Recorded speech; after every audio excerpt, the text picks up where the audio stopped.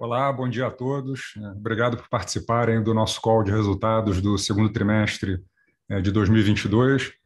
Um trimestre bastante difícil para os ativos de risco globais e brasileiros também. A Bolsa Brasileira, medida pelo Ibovespa, apresentou uma queda no trimestre de 18%, refletindo a deterioração dos principais indicadores de risco brasileiros, a começar pelas taxas de juros de longo prazo, medidas aqui nesse gráfico pelo DI do ano de 2030, que atingiram a marca de 13% ao ano no fechamento do segundo trimestre de 2022. As expectativas de inflação também voltaram a subir e a inflação implícita de longo prazo, precificada pelo mercado atualmente, é de 7% ao ano.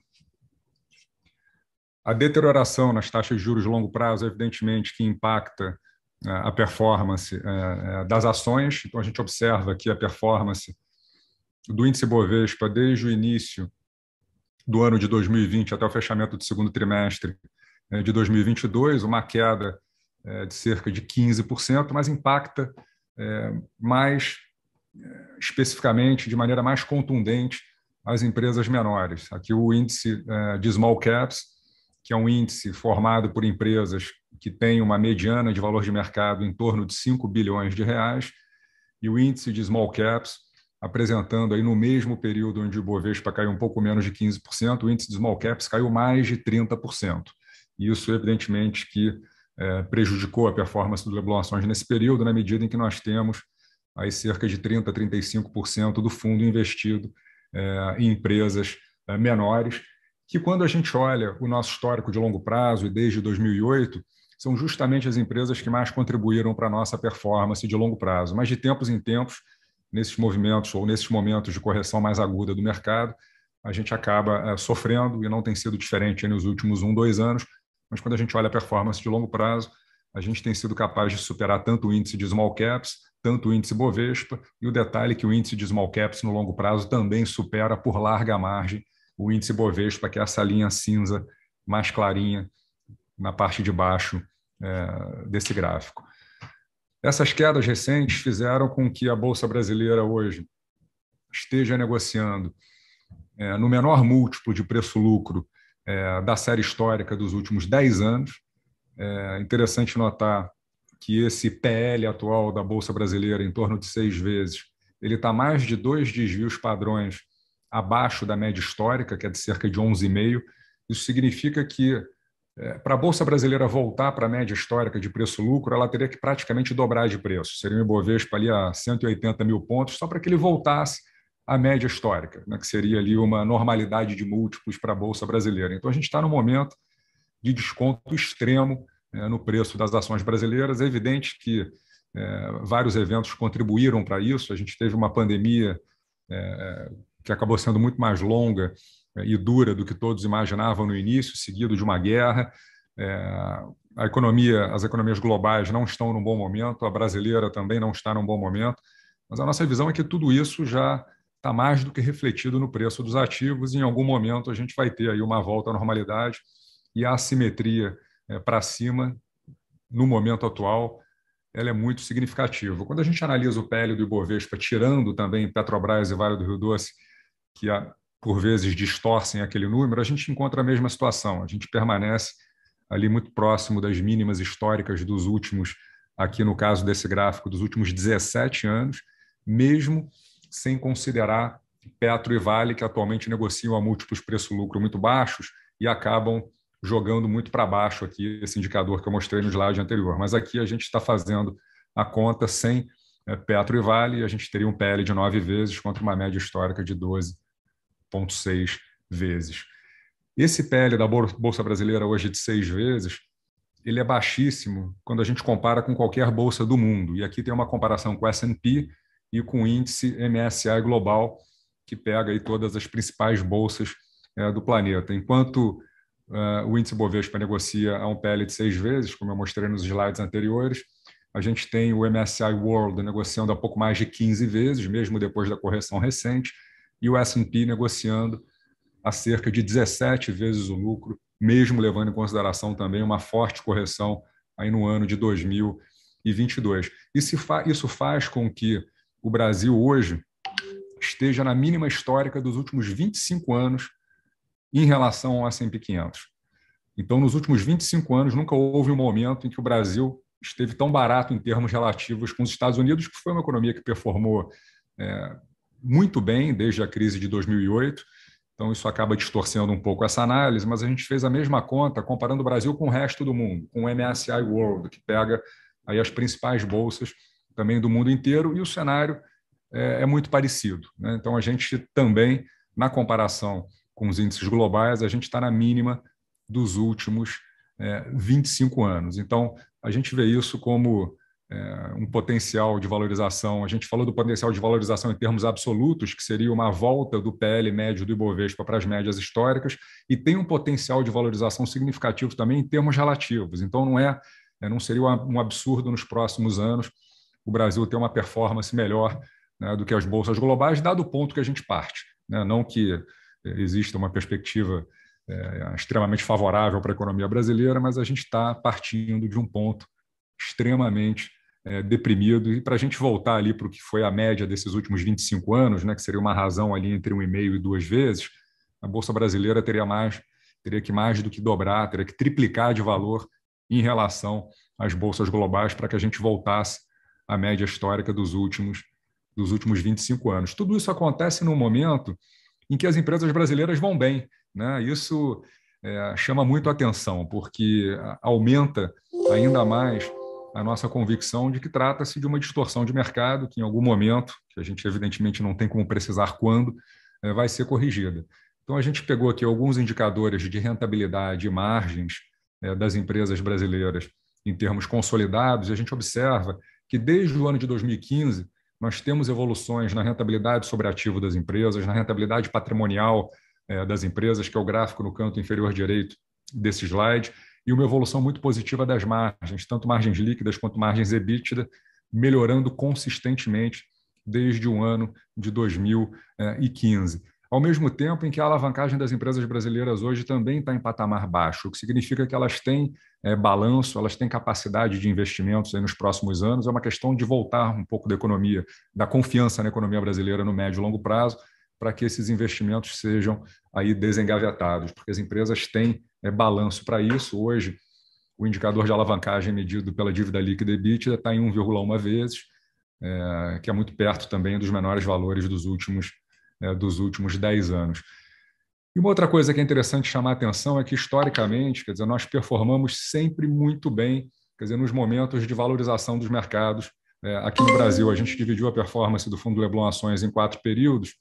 Então, a gente teve 2 bull markets, né? Um que começou ali em 2008 e foi até meados de 2010, e um outro período de alta no mercado brasileiro, iniciado em 2016 e que foi aí até o começo de 2020, quando eclodiu a pandemia. Em ambos os períodos, a nossa performance foi significativamente acima da performance tanto do índice Bovespa quanto da média dos fundos de ações, e mais recentemente no bear market a gente tem sofrido, mais inclusive do que o índice Bovespa nessa última janela, em função da boa performance das empresas de petróleo e mineração, né, que por um critério nosso de conservadorismo a gente optou por não investir, né, em função do alto preço das commodities nesse momento, mas a gente acabou pagando um preço por isso, que ia ter performado pior do que o índice Bovespa nesse bear market. Como a gente acredita que a gente está muito perto do fim desse ciclo de desvalorização da Bolsa, pelos patamares que os valuations atingiram, principalmente, então a gente está muito próximo, né, de um momento aí de recuperação do mercado, onde, historicamente, a gente foi capaz de performar muito bem, melhor do que os índices e melhor do que os fundos comparáveis. Vamos falar agora dos destaques da performance do fundo no segundo trimestre de 2022. Então, as principais contribuições positivas vieram de Eletrobras, PetroRecôncavo e Cora Saúde. A gente vai falar em detalhes do nosso investment case de Eletrobras na seção casos de investimento. E, como contribuições negativas, nós temos Mills, Grupo Pão de Açúcar e Natura, e Mills também vai ser detalhada na seção casos de investimento. As mudanças na carteira ao longo do trimestre, a principal foi a adição de Eletrobras, no leilão de privatização da empresa. Compramos uma posição importante, da ordem de 5% do fundo. A Eletrobras hoje é uma das 7 maiores posições da nossa carteira, e fizemos um investimento pequeno, uma posição de 1% da carteira na Brisanet, que é uma provedora de serviços de fibra ótica na região Nordeste brasileira. É uma empresa, na nossa visão, muito bem operada e que está negociando num preço extremamente descontado depois de ter caído 85% desde o IPO. O IPO que foi considerado, na época, o melhor IPO de SPs no Brasil, mas a ação sofreu muito, é uma ação de pouca liquidez, e a gente achou que era um bom momento para fazer uma posição pequena em Brisanet. Aumentamos um pouquinho as nossas posições em Suzano, Natura. A ação segue sofrendo bastante e a gente segue achando que o preço está bastante distorcido. E Redditor, voltamos a ser acionistas. Eu comentei no call do primeiro trimestre que nós tínhamos trocado a nossa posição de Redditor para a Sul América, que era uma oportunidade de arbitragem. Nós desfizemos essa arbitragem com um ganho para o fundo e voltamos a ter Redditor e deixamos de ter Sul América. Fizemos caixa para essas aquisições, vendendo cerca de 40% da nossa posição em Hypera, uma posição que contribuiu muito positivamente para a performance do ano de 2022, e também diminuindo a nossa posição em Light. E, como eu mencionei, zeramos Sul América, voltando para a Redditor, e zeramos também a nossa posição em BR Properties, que também contribuiu positivamente para a performance do fundo no ano de 2022. A empresa anunciou uma transação relevante com a Brookfield, vendendo grande parte de seus ativos. O mercado reconheceu um pedaço importante dessa transação no preço da ação e a gente vendeu completamente a posição, realizando lucros. Com isso, a carteira do Leblon Ações 1 fica com essa cara. Essas são as 10 principais posições: BTG Pactual, Renner, Uber, Suzano, Eletrobras, Mills, Natura, Santos Brasil, Klabin e Hypera. E a carteira do Leblon Ações 2 idêntica à do 1, com exceção de Uber. E aí aparece ali GPA, Grupo Pão de Açúcar, como a 10ª maior posição. As demais posições são idênticas. Hoje, o potencial de valorização da nossa carteira está na máxima histórica também. Isso é uma métrica que a gente acompanha desde o início da gestão, no ano de 2008. É o potencial de valorização da carteira medido pelo fluxo de caixa descontado das empresas que compõem o nosso fundo. E hoje ele está em 99%, é o maior valor da nossa série histórica. Eu vou passar agora para a seção estudos de caso, e a gente vai começar com a Eletrobras, e eu vou passar a palavra para o Marcelo Aguiar e para o Lucas, que vão apresentar brevemente o caso de Eletrobras. Bom dia a todos, meu nome é Lucas, eu sou o responsável aqui pela parte de utilities na Leblon e a gente vai falar um pouco do racional desse nosso investimento em Eletrobras, né? Então, como o Pedro falou, a gente montou a posição no leilão de privatização, e o que a gente viu ali no meio de junho, né? A gente viu o maior player de geração e transmissão da América Latina, com ativos super estratégicos e geograficamente irreplicáveis, e tudo isso negociando com desconto tanto para os pares privados quanto para o que a gente acreditava ser o valor justo da empresa. E boa parte desse desconto vinha, talvez merecidamente, de um gap de eficiência operacional para os pares e para um desalinhamento de interesse entre acionistas controladores e os minoritários, né? E a gente acredita que com a privatização, boa parte dessas barreiras vão ser resolvidas. Falando rapidinho de valuation aqui, quando a gente olha uma Eletrobras perto de R$ 45, R$ 46 por ação, e no modelo com premissas bem conservadoras, a gente chega numa taxa interna de retorno perto de 13% ao ano, real. E a gente vê uma empresa negociando perto de 7,5 vezes EBITDA para 23, 6 vezes para 24, que mostra todo o potencial de crescimento de EBITDA, de geração de caixa que essa empresa tem daqui para frente, né? Brevemente aqui sobre o momento atual, acho que o grande destaque foi a privatização, né, onde a União passou a deter menos de 50% do capital votante e marcou a transformação na prática da Eletrobras numa corporation, né? Então, se puder passar o slide. E detalhando um pouco mais a nossa tese, a principal alavanca de geração de valor que a gente vê já nesse primeiro momento é justamente a redução desse gap de eficiência operacional que a Eletrobras tem para geradoras privadas, né? Então, aqui embaixo a gente separou alguns gráficos que ilustram justamente essa essa diferença nas margens de rentabilidade da Eletrobras para as privadas, né? Então, a gente vê logo de cara que a Eletrobras ela tem uma margem EBITDA consideravelmente menor do que as geradoras privadas. E quando a gente olha essa rúbrica de PMSO, que são justamente os gastos com pessoal, material, serviços de terceiros e outros, e a gente pega essa rúbrica e vê quanto ela representa da receita líquida da empresa, a gente vê que a Eletrobras está com um gasto desproporcionalmente mais alto do que seria justo para uma empresa que, na verdade, deveria ter, por causa da escala, uma eficiência talvez maior do que as outras geradoras, né?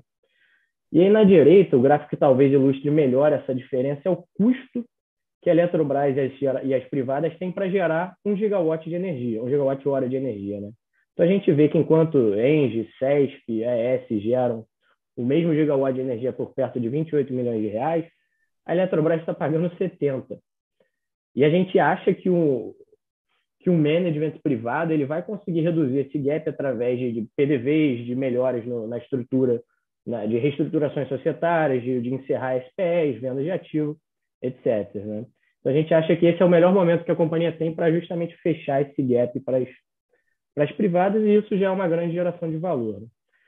Os outros pontos claros de oportunidade que a gente vê, de novo, é um case que a gente está vendo um valuation bem abaixo dos PIs e do valor justo intrínseco da companhia. A gente acha que conforme o novo management vai entregando essas melhorias operacionais, o preço da ação deveria convergir para esse valor justo que a gente enxerga. Além disso, tem a questão dos compulsórios, que a gente acha que o novo time privado ele vai ter muito mais flexibilidade e agilidade para sentar na mesa com os credores, negociar os termos dessa dívida de uma maneira que seja benéfica para a Eletrobras, de uma maneira muito mais célere do que conseguiria fazer o management de uma empresa estatal. E outro ponto que a gente gosta bastante no case é que é um case que ele, além dos pontos que a gente consegue botar no modelo, ele tem muitas opcionalidades um pouco menos tangíveis que a gente não considera e que eventualmente são grandes fontes de geração de valor para a companhia, né? Então, eventualmente, como a Eletrobras dá alavancada lá na frente, ela vai querer crescer, seja em greenfield, seja no mercado secundário. Ela tem potencial de utilização de créditos fiscais referente a prejuízos acumulados na holding, venda de ativos, enfim, tem muita coisa que a gente consegue enxergar de possível geração de valor aí no caso, né? E aí, falando rapidamente dos riscos, é difícil a gente falar de uma privatização desse tamanho no país como o Brasil e não falar de risco político, né? Então, apesar da gente estar relativamente confiante na segurança do processo, com todas as limitações impostas ali na Lei 14.182 e na limitação da questão limitação do poder de voto, que agora está no Estatuto da Companhia, a gente vê como possível que algum governo contrário a esse processo eventualmente venha a questionar e desafiar essa privatização. E por mais que a gente não ache esse risco necessariamente provável, é algo que vai trazer pode trazer alguma volatilidade para a ação, e a gente tem que acompanhar, né? Desculpa. Outro risco claro da tese é a questão de execução, né? Então, como eu falei, esses caras, o novo time da Eletrobras, ele vai ter um desafio grande de fazer PDVs, de botar a empresa de volta ali nos trilhos e cortar esse mato alto de ineficiência operacional. Tem a questão dos passivos também, que é uma empresa que ela tem 30 bilhões de passivos já provisionados e mais 50 bilhões de passivos off-balance, onde uma eventual materialização dessas despesas vão prejudicar a companhia.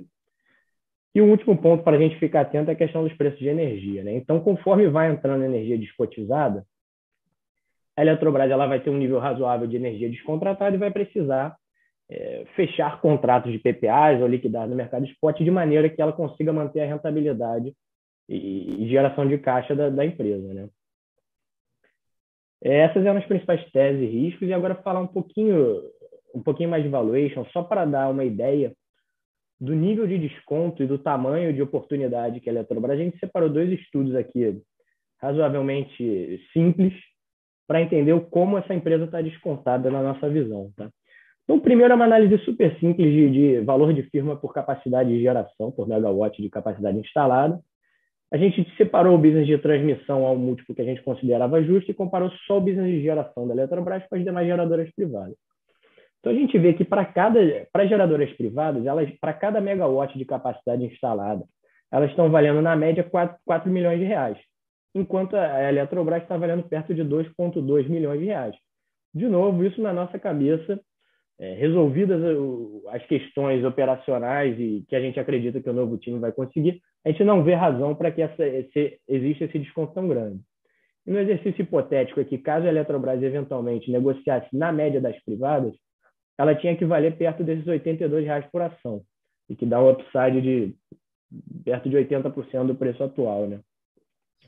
E o segundo exercício é um exercício talvez um pouco mais elaborado, mas uma tentativa de sensibilizar o custo de geração de energia versus as empresas privadas com o que seria um múltiplo justo para uma Eletrobras negociar em 2025, que é quando ela já vai estar ali mais perto do voo de cruzeiro, já vai ter resolvido os PDVs, todas essas questões de PMSO, e boa parte da energia já vai estar descotizada, né? Então, a gente acha que essa empresa ela teria que negociar ali entre 6 e 7 vezes EBITDA, e a gente acha razoável dizer que ela ainda vai ser menos eficiente que os players privados, mas vai reduzir bem esse gap de tal maneira que o custo de geração dela seja 25% a 40% mais caro que o custo das privadas. E nesse cenário que a gente considera, de novo, conservador, a empresa ela teria que valer pelo menos entre R$ 60 e R$ 65 por ação, né? Então, assim, a ideia era só mostrar o nível de gordura e de desconto que esse case tem na nossa visão. E era isso que a gente tinha de Eletrobras. Se vocês tiverem dúvidas, mandem aqui no Q&A que a gente, no fim da apresentação, a gente passa. Obrigado, Lucas. Eu vou falar agora rapidamente sobre 3 empresas que compõem aquele percentual da carteira do Leblon Ações que eu mencionei, que está investida em small caps. São Mills, Ocean Pact e Priner. Essas 3 empresas somadas hoje representam um pouco mais de 10% da nossa carteira, e a gente escolheu falar delas para mostrar um pouquinho o quão descontadas essas empresas estão, qual o potencial de valorização delas. Quer dizer, são empresas que não contribuíram com a nossa performance nos últimos 12, 18 meses, mas são empresas que estão num momento operacional muito bom. A gente conhece profundamente esses negócios, porque a gente tem uma relação com essas empresas de mais de 10 anos, e o preço realmente é extremamente convidativo. Começando pela Mills, que é a principal small cap do nosso portfólio, uma posição de quase 6% do fundo.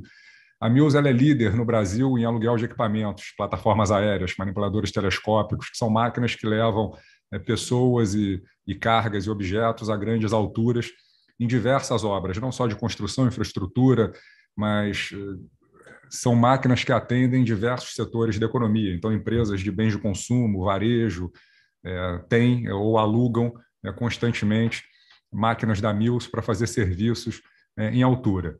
A Mills ela tem 25% de market share no Brasil, no aluguel de plataformas aéreas, e o mais importante é que o segundo colocado tem 3% de market share. Então, ela tem uma posição muito dominante. E como esse negócio é regional, quer dizer, você só aluga as plataformas num raio ali de no máximo 50 quilômetros, contado a partir de onde você tem uma filial, quer dizer, o que importa é o market share regional. Em alguns lugares, ou em grande parte dos lugares, o market share da Mills chega a 40%, 50%, 60%. E quando você tem 40%, 50%, 60% de market share, você tem uma capacidade de colocar preço e de ter boas margens muito importante. A empresa hoje poderia ou deveria estar valendo pelo menos uns R$ 13 por ação, isso no exercício de fluxo de caixa descontado, usando uma taxa de desconto elevada aí de 14% ao ano, e o múltiplo de negociação dela hoje é muito baixo. Ela negocia 3,6 vezes o EBITDA que ela vai fazer no ano de 2022. 2022 vai ser, muito provavelmente, o melhor ano operacional da história da Mills, e enquanto ela está vivendo o seu melhor momento operacional, com a ação a R$ 6, R$ 7, quer dizer, no passado essa mesma ação já negociou a R$ 25, R$ 30. Né? Além disso, o múltiplo preço-lucro para o ano de 2022 é da ordem de 8 vezes e o dividend yield superior a 10%.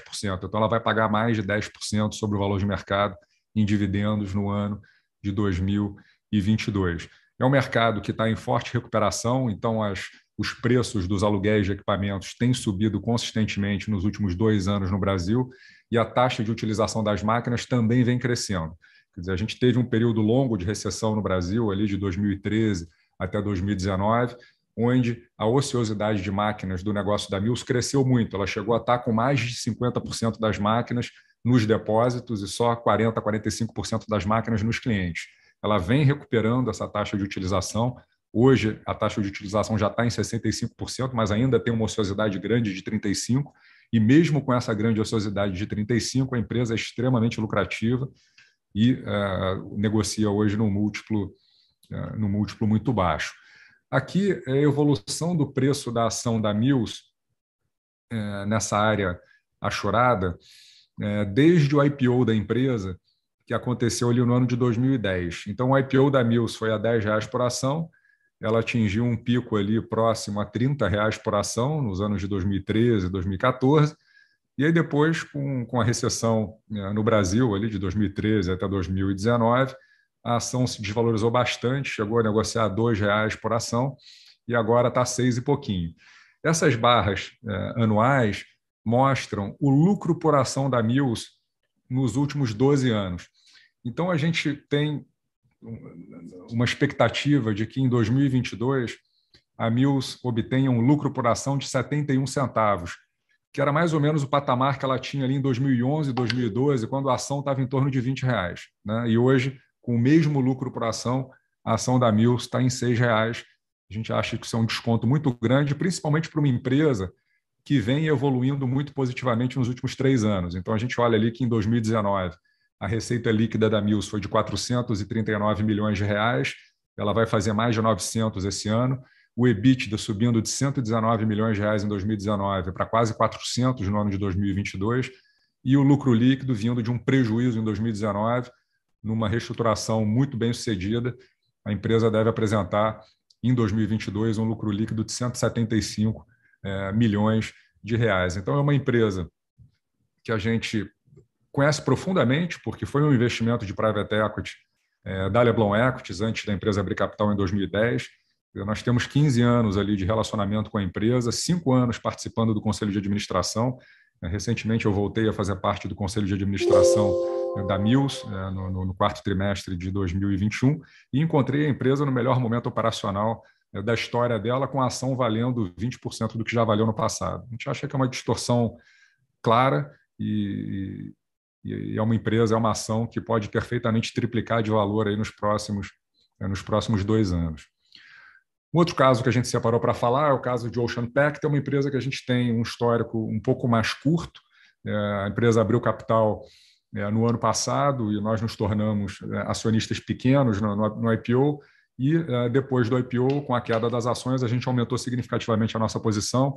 Hoje nós temos cerca de 7% do capital total da empresa e somos os maiores acionistas depois do management, né, do CEO, dos administradores e da Dynamo. A Leblon Equities hoje é o terceiro maior acionista. A gente considera que a empresa tem uma boa gestão, ela está no mercado de arrendamento de embarcações para o offshore brasileiro. O principal cliente dessa empresa é a Petrobras, e a atividade no setor de exploração de petróleo segue muito forte, a tendência é que continue muito forte nos próximos anos, principalmente com o petróleo nos níveis atuais acima de $100. Quer dizer, todos os operadores têm maximizado muito ali a eficiência de produção e tentando produzir o máximo possível para aproveitar esse preço, e as empresas que trabalham com afretamento de embarcações e prestam serviços para as plataformas, evidentemente que se beneficiam dessa maior atividade no offshore brasileiro. A gente vê um valor justo para essa empresa, para essa ação, de R$6, daria um upside de mais de 200% para o preço atual de R$1,90. Lembrando que essa ação abriu capital a R$11, há pouco mais de um ano atrás. A ação veio de R$11 para menos de R$2 em pouco mais de um ano, em função de uma combinação de eventos. Quer dizer, primeiro, a crise que impactou o mercado, principalmente as small caps com menos liquidez, e depois a empresa ela entregou resultados pós-IPO abaixo do que o mercado esperava, mas não em magnitude para justificar uma queda de 80% das ações ali na nossa visão. E, além disso, houve uma renegociação salarial também com o sindicato da empresa, que trouxe uma surpresa negativa para os investidores, para nós, inclusive. Foi um evento de destruição de valor, mas nada que se compare, de novo, à queda no preço das ações desde o IPO. O momento atual é positivo, depois de um ano de 2021 difícil.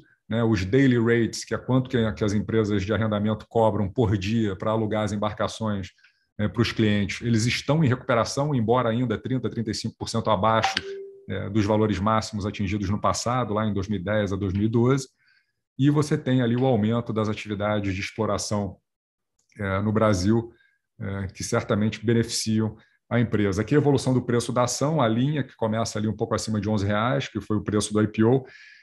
Interessante que notar, quer dizer, a área verde escura na parte de baixo do gráfico é o valor patrimonial da empresa, que no caso da Ocean Pact é uma excelente referência, né, do valor de reposição da empresa. Então, se você fosse montar uma Ocean Pact hoje do zero, comprar cerca de 30 embarcações e montar uma empresa como a Ocean Pact, o gasto por ação seria ali em torno de R$4, né? Onde está ali aquela área verde ali no final do gráfico. E hoje a gente tem a ação negociando a 1,80. Então, para montar uma empresa igual a Ocean Pact, só para comprar os barcos, você teria que gastar o dobro, mais do que o dobro do valor de mercado atual. Sem falar o valor dos contratos de longo prazo, sem falar do valor, né, da reputação que essa empresa tem com os clientes e tudo mais. Então, é mais um caso de empresa com valuation extremamente distorcido e pagando o preço, entre outras coisas, por ser uma empresa menor, uma small cap com pouca liquidez.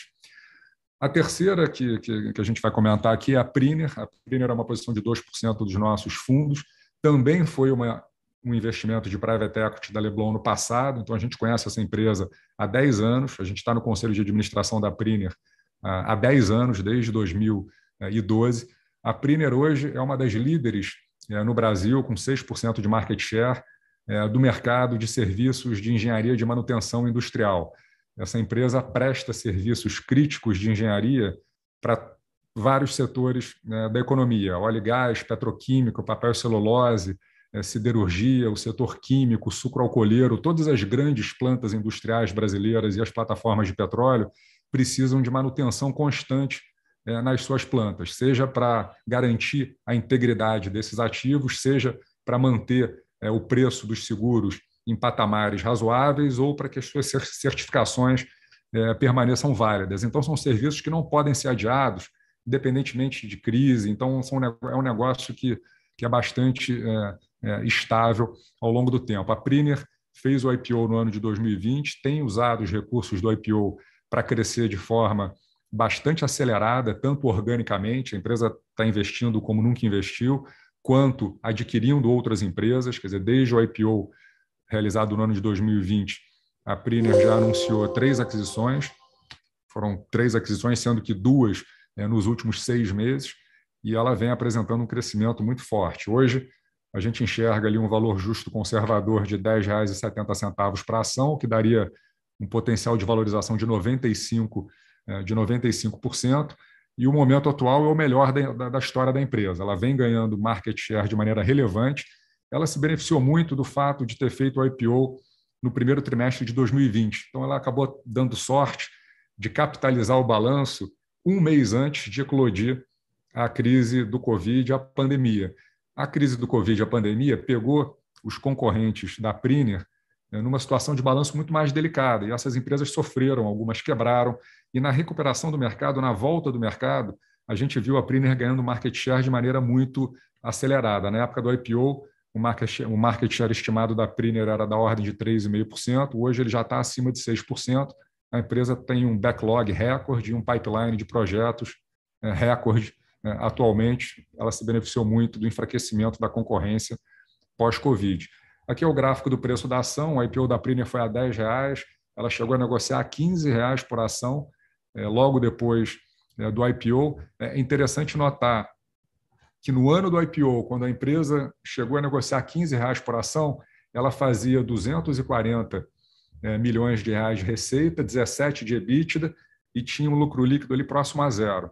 No ano de 2022, a ação está negociando hoje abaixo de R$6, quer dizer, menos da metade do que ela esteve há cerca de 2 anos atrás, sendo que a receita hoje é mais do que o dobro, o EBITDA multiplicou por 4, e o que era um prejuízo líquido de R$2 milhões vai se transformar num lucro líquido de 30 milhões de reais já no ano de 2022.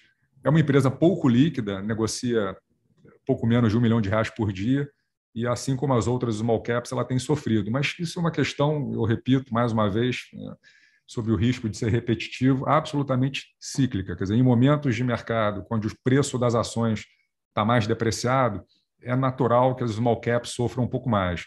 Da mesma forma que, numa eventual recuperação, as small caps vão andar mais, né, do que as ações mais conhecidas, do que as large caps. E isso é dessa forma desde que o mercado é o mercado. Então, acho que dessa vez não vai ser diferente. O importante é a gente continuar monitorando o fundamento das empresas, porque quando o mercado se recuperar, também não adianta você estar numa empresa cujos fundamentos evoluíram negativamente. Não é o caso, né, das ações que compõem o nosso portfólio. Eu trouxe aqui 3 exemplos: Mills, Ocean Pact e Priner, que estão em excelentes momentos operacionais, e as ações a menos da metade do preço que já tiveram no passado recente. Então, a gente vê isso como um potencial muito grande, né, quando a gente olha para frente.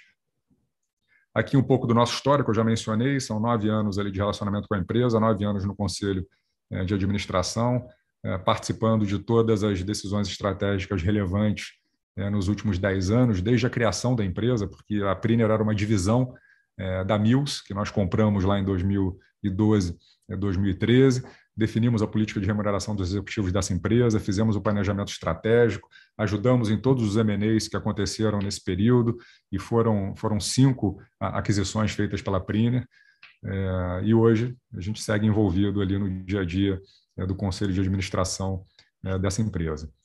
Bom, basicamente era isso que a gente tinha para apresentar e para dividir com todos vocês.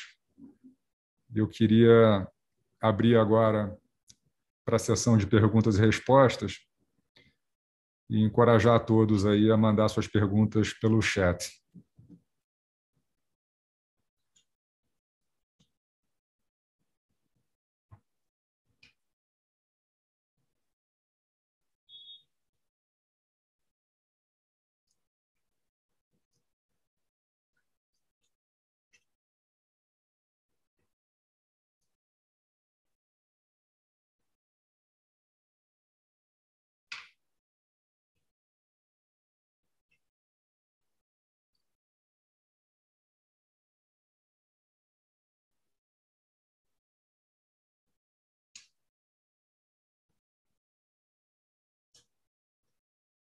Bom, chegando aqui às primeiras perguntas, eu vou pegar aqui uma primeira.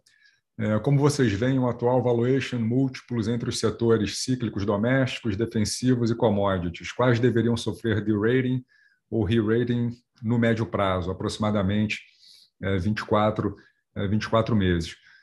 Como a gente mostrou nos 2 gráficos ali iniciais da nossa apresentação, quer dizer, os múltiplos das empresas cíclicas e de commodities são múltiplos relativamente baixos hoje, né? Tanto Petrobras quanto Vale, quanto as siderúrgicas negociam com múltiplos bastante baixos hoje. Mas isso tem uma explicação, que é o fato do preço das commodities que essas empresas vendem estarem em níveis muito elevados, quando a gente compara com a expectativa de preço de longo prazo dessas commodities. Então, hoje a gente tem o petróleo ali em torno de 110, 120 dólares, né, enquanto que a visão de longo prazo aí dos principais especialistas é de um petróleo na casa de 60, 70 dólares no máximo, e o minério de ferro também ali 150, 200 dólares, o que é muito acima do custo marginal de expansão da capacidade de produção de minério no mundo.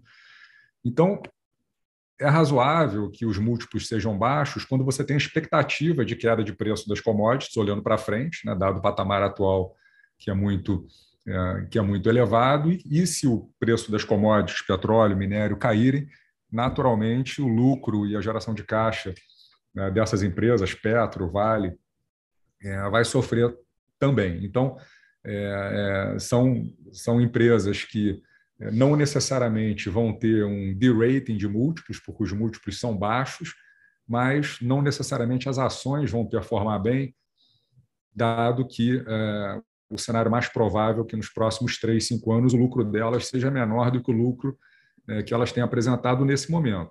Se você somar isso um risco de desaceleração do crescimento mundial, eu acho que você coloca aí mais um componente para reforçar essa tese de queda de lucro dessas empresas, olhando mais para frente. Quando a gente olha os negócios mais domésticos e menos dependentes ali de preços de commodities, quer dizer, a gente também tem múltiplos bastante baixos ali, né? A gente mostrou o gráfico de PL, ex Petrobras e Vale, que é uma proxy razoável, embora você pegue um pouquinho ali do múltiplo PL baixo dos bancos brasileiros, que acaba pesando naquela conta, ele eu acho que é um caso à parte, mas você hoje tem múltiplos muito baixos para patamares históricos nos negócios domésticos, ex-bancos, e aí sim você pode ter um re-rating, quer dizer, o mercado negociar múltiplos mais elevados, olhando olhando para frente.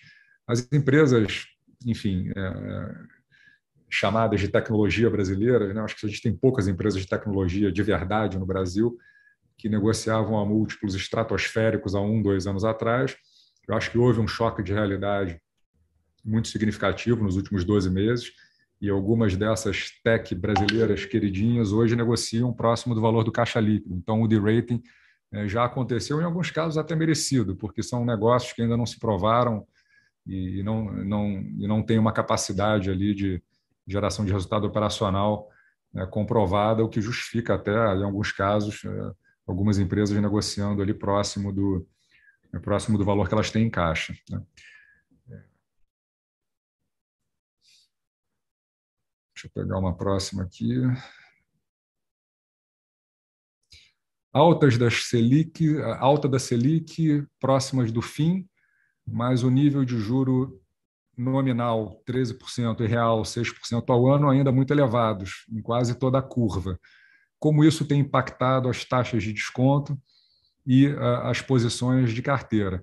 Sem dúvida, isso impactou as nossas taxas de desconto, então a gente usa taxas de desconto hoje que tem oscilado ali entre 13% e 14,5%. A gente constrói essa taxa de desconto usando justamente o cupom de IPCA das NTNs mais longas. Então, se você pega uma NTNB 2050, hoje o cupom está na ordem ali de 6% ao ano. Então, a nossa taxa de desconto é 6%, que é o cupom de inflação de longo prazo, mais aí 4%, que seria a expectativa de inflação de longo prazo, 4%, 5%, e soma isso um equity risk premium de 3% a 4%. Então, a gente vai chegar ali em taxas de desconto atualmente em torno de 14%. Quer dizer, mesmo com essa taxa de desconto de 14%, a gente enxerga um potencial de valorização para a carteira de 99%, que foi aquele slide que a gente demonstrou. Então, sim, impacta a nossa taxa de desconto. Da mesma forma que se o juro de longo prazo deixar de ser 6% ao ano acima da inflação e voltar a ser 3%, 4% ao ano, como ele já foi, esses 99% de upside vão ser muito maiores e a recíproca também é verdadeira. Então, se a gente tem uma deterioração adicional e o juro longo, cupom de inflação vai para 7%, 8%, aí a gente teria um upside menor no nosso portfólio.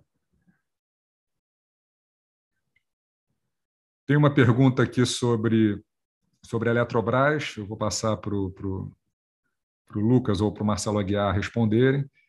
Bom dia. No caso de Eletrobras, vocês acham que os primeiros resultados vêm pressionados por eventuais ajustes necessários para colocar ela nos trilhos? É uma boa pergunta. Acho que para a gente analisar essa resposta, tem dois pontos relevantes que a gente precisa olhar primeiro. Né? Então, primeiro é lembrar de todo o trabalho que o Wilson e o management anterior fez desde 2016, ali, reduzindo custo, desde os trabalhos mais recentes de deixar a empresa redondinha para a privatização, onde fez os provisionamentos de causas provadas, etc. E o segundo ponto é que a gente acha que, respondendo objetivamente à pergunta, a gente acha que, naturalmente, conforme o novo management vá implementando as políticas de PDVs, de PDVs sociais, né, de oferecendo, de investimentos necessários para justificar esse turnaround, é natural que a gente veja alguns gastos não recorrentes, né?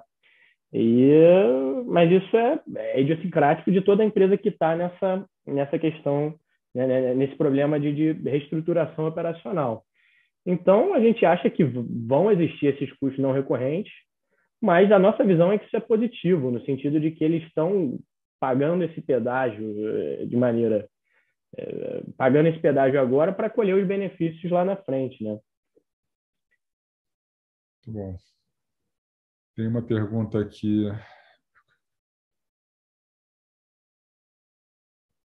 Tem uma pergunta aqui sobre Mills. Bom dia. A expectativa de pagamento de dividendos da Mills é de longo prazo ou se trata de uma distribuição eventual? Não, no patamar atual, né, de preço da ação e de lucratividade da empresa, a expectativa é que ela consiga distribuir nos próximos anos algo em torno de 10% do market cap atual, seria 50, 60 centavos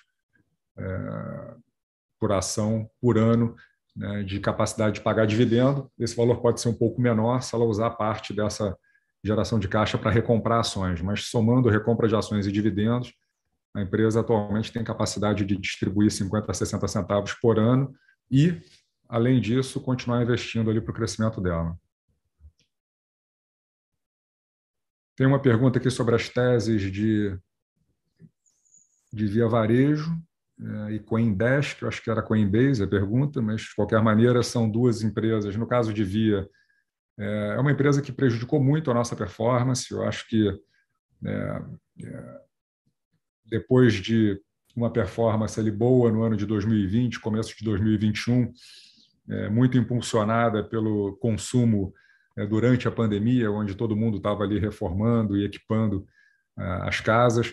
Quer dizer, a base de comparação para todas as empresas do setor de varejo de eletroeletrônicos no Brasil ficou muito desafiadora, e à medida que os resultados de 2022 foram aparecendo, o mercado se decepcionou bastante, não só com evolução ano contra ano, mas principalmente com o consumo de caixa dessas empresas. Isso também nos surpreendeu negativamente. A gente não esperava que tanto Via Varejo quanto Magazine Luiza, que é uma empresa do portfólio, Americanas, etc., fossem ter um consumo de caixa tão elevado, né, quanto elas tiveram. Acho que as empresas, elas de certa forma, não gerenciaram bem, né, essa oscilação de demanda que houve. 2020 claramente foi um período atípico de consumo de produtos eletroeletrônicos, 2021 também, e as empresas demoraram para tirar o pé do acelerador e pagaram por isso ali no ano de 2022, e a gente acabou sofrendo com a posição de Via Varejo, que não era uma posição muito relevante, hoje, então, menos ainda, é cerca de 1% do fundo,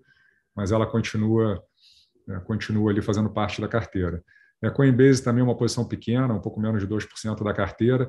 Ali a tese de investimentos ela não mudou, ali é muito uma reprecificação, né, de todas as empresas de tecnologia globais, e no caso ali de Coinbase, em função do mercado que ela atua, ela acabou também sendo ainda mais penalizada, porque todo o mercado de criptomoedas sofreu demais aí no ano de 2022. Mas a empresa entregou um resultado melhor até do que a gente imaginava no ano passado, e é natural num negócio como esse você ter volatilidade ali tanto no preço da ação quanto nos resultados. 2022 vai ser um ano mais difícil, a liquidez desses ativos diminuiu bastante, e como ela é uma bolsa, predominantemente uma bolsa onde se negociam esses ativos, e quando o volume cai, ela vai ter resultados menores que vão acontecer no momento onde ela cresceu a estrutura. Então, 2022 vai ser um ano desafiador. O mercado penalizou bastante a empresa e já antecipou isso que a gente está falando, e hoje é uma posição relativamente pequena de 1,5% do Leblon Ações 1. O Leblon Ações 2 não tem posição em Coinbase, só tem em Via.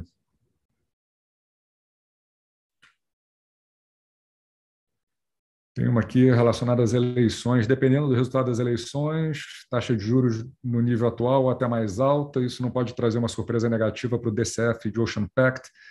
Juro de longo prazo mais alto impacta o valor justo medido pelo discounted cash flow de todas as empresas da carteira, de todas as empresas da Bolsa. Então, se de fato a gente tiver uma deterioração adicional dos níveis atuais de juro de longo prazo, isso impacta, sem dúvida, o potencial de valorização de cada uma das empresas. O que a gente acredita é que um juro real de longo prazo de 6% ao ano, ele é tão deslocado de tudo que acontece no mundo hoje, que mesmo num cenário de juros mais elevados no mundo inteiro, quer dizer, o Brasil segue sendo ali a figura estranha no gráfico quando você plota juro de longo prazo de todas as principais economias do mundo. Então, a gente acredita que tem uma gordura bastante grande, né, nesse juro de 6% ao ano acima da inflação brasileira, e a gente vê muito mais espaço para uma redução do que para um aumento desse juro de longo prazo, independentemente de quem seja o próximo presidente do Brasil.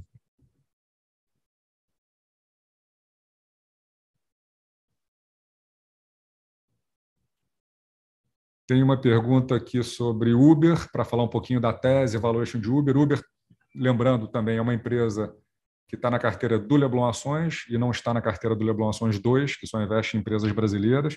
Uber é uma tese que a gente está, enfim, absolutamente confortável com ela, porque tudo que a gente imaginou quando montou a posição vem acontecendo. Então, a empresa teve um impulso muito grande no seu negócio de delivery em função da pandemia. Então, esse negócio multiplicou por 3 vezes. As pessoas se habituaram a pedir inicialmente só comida, mas em vários países hoje você faz compra no supermercado, pede remédio, pede qualquer coisa na tua casa e Uber Delivery entrega.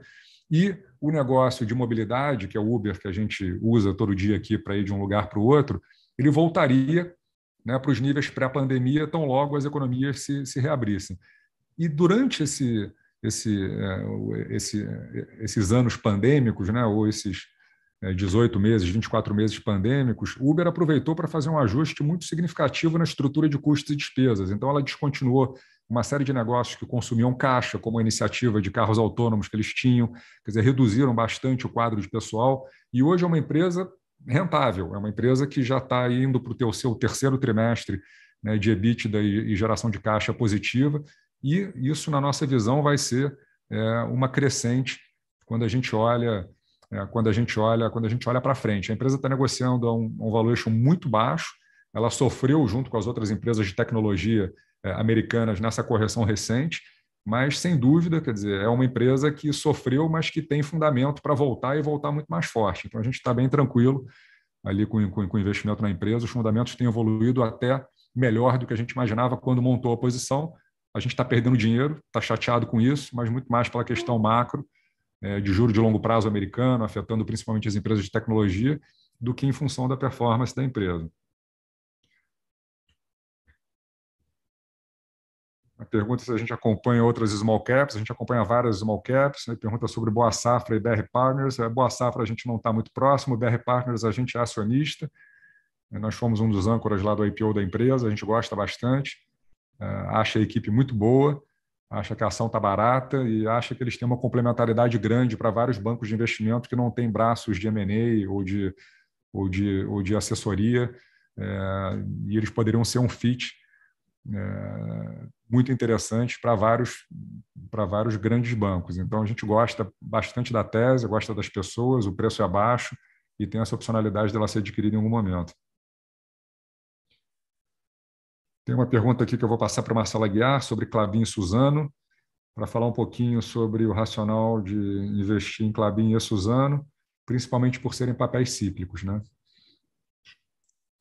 Bom dia, pessoal. Enfim, são papéis cíclicos, diferente, por exemplo, de mineração e siderurgia. A gente vê o longo prazo da celulose muito menos arriscado, né? O principal motor de consumo global, né, para essa commodity é a China, né? E a China está numa intensidade de consumo de papel relativamente baixa, né? Diferente do quando você olha a intensidade de consumo da China de aço e minério, né? Então, quando a gente monta uma posição, a gente olha para pelo menos uns 3 anos, né? E nesse horizonte a gente não vê um risco grande de perda de intensidade de consumo, né, de papel, que é o principal consumo de celulose, vis-à-vis o que a gente olha para aço e minério. Sem contar que as duas empresas também entregam crescimento de volume nesse período, né? Tem novos projetos que a empresa está investindo e vai entregar já agora, no ano que vem, no caso da Klabin, a Suzano em 2024, que aumenta a capacidade de forma significativa, e projetos que dependem muito pouco de Brasil, e cujos custos estão na base de baixo da curva de custo global. Então, são projetos que têm uma rentabilidade muito elevada, mesmo com preços globais de papel kraftliner, né, que é o papel básico da Klabin, e mesmo com preços médios globais históricos de celulose, né? A gente encontra TIR para esses projetos próximo de 20% alavancado, né, em reais. E o último ponto é que, no preço atual, a gente vê que essas empresas, né, precificando assim, quase que um crash no preço da celulose. A celulose hoje está acima de $800, né, e o preço teria que vir perto de $500 para justificar o valuation. né? A gente não acredita que a gente vai ver esse crash no curtíssimo prazo, né? Enfim, e o último ponto, assim, quando você coloca preços normalizados aí daqui a 3 anos, né, a gente vê uma Klabin, uma Suzano negociando perto de 5 vezes, né, geração operacional de caixa, enquanto elas, historicamente, a Suzano negocia perto de 7,5, Klabin mais ali para cima, um pouco acima de 8, 8,5. Então, é um papel, assim, um carrego bem interessante, né, de uma empresa super assim, eficiente globalmente, se beneficia bastante da depreciação cambial e tem menos correlação com atividade local, né? Então, é um bom hedge também no final para a nossa carteira, para o nosso portfólio. É isso. Tá bom. Tem uma pergunta aqui sobre bancos, eu vou passar para o Bruno Pereira. Por que o investimento em Pactual e não em XP? Ok. Bom dia, pessoal. Eu acho que é importante levar em conta que realmente já ocorreu uma mudança bastante relevante no valuation relativo de BTG para XP. Se a gente olhar, acho que um ano atrás, um pouco mais de um ano atrás, a XP valia aproximadamente 40% a mais do que o BTG, e essa relação está praticamente invertida hoje. O BTG está valendo um pouquinho, quase 50% a mais do que a XP, mais perto dos 40%, se a gente ajustar pelos aumentos de capital que o BTG fez ao longo desse período. Mas, de qualquer maneira, houve uma convergência muito grande das taxas de crescimento de receita, que sempre fez parte da nossa tese, e da própria taxa de crescimento de lucro, né? Acho que o BTG, pela entrada em novos negócios e pelo fato de ter consolidado a participação dele em mercados super importantes ao longo dos últimos 12, 18 meses, acelerou o crescimento de receita e cresceu muito a geração de lucro. A gente ainda tem hoje o patamar de geração de lucro do BTG quase 2 vezes superior ao patamar de geração de lucro da XP. Se a gente olhar os últimos trimestres, eu acho que as expectativas aí para pelo menos os próximos 2 anos, que na nossa opinião, quando a gente pensa os múltiplos, ainda justifica uma posição em BTG comparado com o XP. O BTG acho que ainda tem a vantagem de uma diversificação de negócios um pouco maior, né, o que de certa forma também o protege em cenários mais desafiadores, né, onde alguns mercados podem sofrer mais do que os outros. Então, acho que combinando o patamar de valuation hoje por múltiplos, a convergência das taxas de crescimento e a diversificação, a gente ainda vê BTG como mais interessante, pensando que XP é uma empresa interessante o suficiente para a gente ter eventualmente um momento de entrada, mas a gente ainda não está vendo, pelo menos em termos relativos. Tem algumas... Tá, obrigado, Bruno. Tem algumas perguntas aqui sobre Natura, então vou falar um pouquinho, quer dizer, preocupação com a alavancagem da empresa, pedindo aqui para detalhar as perspectivas da Natura no atual cenário, qual seria o preço justo.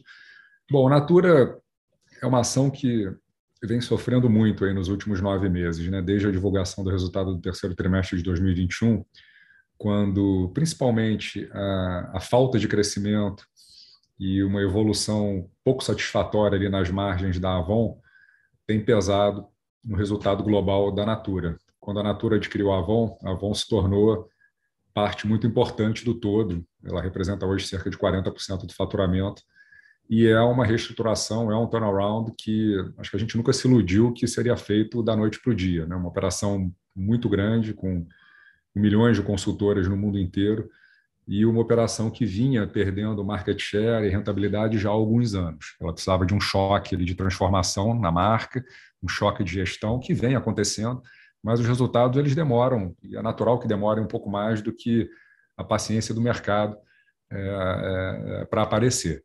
E isso aconteceu no terceiro tri do ano passado, no quarto, mesmo no começo desse ano. Ainda você não, quando você olha os resultados da Natura, você não consegue ver evidências muito claras, né, da recuperação do negócio da Avon, o que, de novo, é relativamente natural, porque a Natura está, primeiro, focando ali em otimizar a base Avon, tanto a base de consultoras quanto o mix de produtos. Então, a Natura descontinuou, quer dizer, uma série de produtos que eram vendidos pelas consultoras Avon, que eram produtos que a Avon não tinha vantagem competitiva nenhuma para vendê-los, eram produtos onde ela não ganhava dinheiro vendendo. Mas quando você diminui a oferta de produtos no primeiro momento, é natural que você venda menos, né? Então, a ideia vamos focar no que a Avon é referência, é conhecida, e, ao longo do tempo, né, o aumento no volume desses produtos, onde a Avon é referência, vai suplantar a perda de faturamento naqueles produtos onde ela estava ali, enfim, vendendo algo que ela, em teoria, não deveria estar vendendo. Então, no primeiro momento, é natural que você perca um pouco de receita. Isso faz com que a produtividade das consultoras diminua, quer dizer, cada consultora passa a vender um pouco menos. Tem um efeito inicial que não é muito positivo na motivação até dessas consultoras, mas o que se espera é que, em algum momento, essa curva se inverta. A gente tem alguns sinais um pouco mais positivos aí a partir do final do segundo trimestre desse ano e o começo do segundo semestre de 2022, com a produtividade das consultoras Avon voltando a crescer. A gente acredita que esse é o principal indicador de saúde do negócio da Natura. Se a gente tivesse que escolher um indicador para monitorar, seria a produtividade das consultoras. Produtividade da consultora, basicamente, é quanto cada consultora vende por mês, quanto cada consultora ganha de dinheiro por mês. Então, quando esse número está subindo, naturalmente, a tua base, a tua força de vendas está mais motivada, está ganhando mais dinheiro, está chamando outras pessoas para serem consultoras, quer dizer, é um momento positivo. E, finalmente, a Avon mostrou uma inflexão positiva nesse indicador mais recentemente, que pode levar a resultados melhores olhando para frente. O mercado jogou a toalha, eu diria. A ação da Natura caiu de R$ 60 para 13, quer dizer, uma queda de praticamente 80%. Quando a gente faz conta hoje, o que o mercado está nos dizendo, né, ao precificar a Natura a R$ 13, é que a probabilidade de um turnaround bem sucedido na Avon é muito próxima a zero, e a gente acha que não é o caso, né? Então, recentemente, a gente comprou um pouquinho mais. A alavancagem da Natura subiu, sim, nos últimos 9 meses, em função desses resultados ruins, mas ainda está ali num nível gerenciável de 2,5 vezes, pouco mais de 2,5 vezes o EBITDA dos últimos 12 meses, e principalmente, dado que a gente acredita num cenário de recuperação lenta no início, mas um cenário de recuperação, principalmente da Avon, nos próximos trimestres, a gente acha que a alavancagem é gerenciável e a ação hoje, enfim, muito descontada na nossa visão.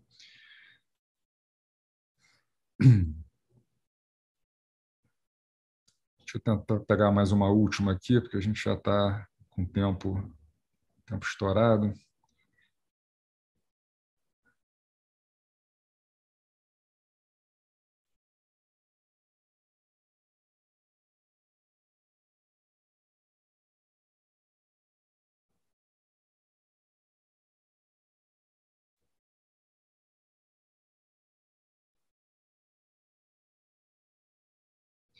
Acho que a gente já pegou todas aqui, na verdade. Acho que basicamente é isso. Eu queria mais uma vez agradecer a presença e participação de todos. Quer dizer, caso alguma pergunta não tenha sido respondida, podem mandar diretamente para contato@leblonEquities.com.br, que a gente vai ter o maior prazer em responder. E até o próximo call